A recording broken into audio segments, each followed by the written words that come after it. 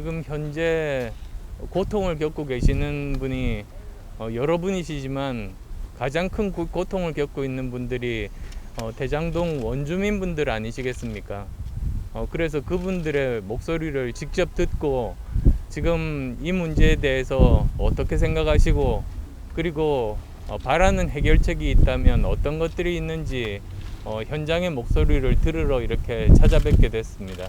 대장동 게이트는 정말로 심각한 문제인 것이 이것 자체가 어떻게 보면 지금 대한민국 부동산 비리를 모든 것을 다 보여주는 종합 세트 같은 경우라고 생각합니다.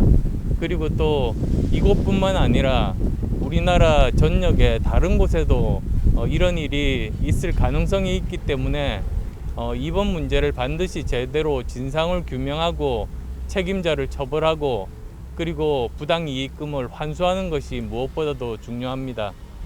아까 원주민분들 말씀을 들어보니까 이게 사실은 공공개발에 탈을 쓰고 원주민분들의 땅값을 후려쳤지 않습니까?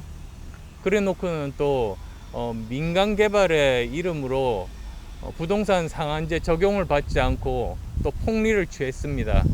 그리고 이렇게 양쪽으로 취한 폭리를 공공이 아니라 일부 특정 민간에게 몰아주는 그런 형태였습니다. 그래서 이거는 한마디로 서민을 상대로 한 대규모 사기극이라고 저는 말씀드리고 싶습니다. 그리고 이 문제의 가장 정점에는 이재명 지사가 있습니다. 이재명 지사가 시장 시절에 모든 결정에 대한 최종 결정권자였으니까 이 책임으로부터는 절대로 자유로울 수 없습니다. 본인이 직접 이 대장동 게이트에 대해서 본인이 설계자라고 이미 말을 한 바가 있습니다. 따라서 이 문제에 대해서 여러 가지로 지금 궤변으로 빠져나가는 그런 발언들이 많은데 그것에 대해서는 국민들이 도저히 이해할 수가 없을 겁니다. 마치 괴벨스의 괴언을 연상케 하는 그런 발언들만 계속하고 있습니다. 이런 분이 만약에 대통령이 되신다면 임기 내내 국민들을 속이고 그리고 또 그 엄청난 국방비를 포함한 예산이 어떻게 쓰일지 누구에게 들어갈지 국민들이 신뢰할 수가 없는 상황이 될 것 아니겠습니까? 그래서도 저는 이 문제에 대해서는 진상 규명이 돼야 된다.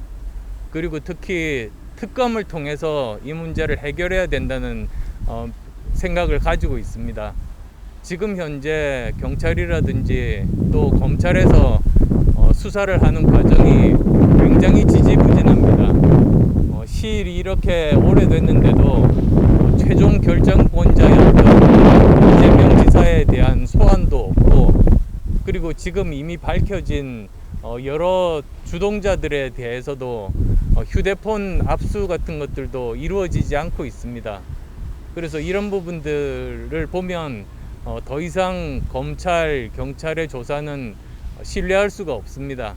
따라서 저는 특검을 통해서 진상을 규명하는 것이 답이라고 생각합니다.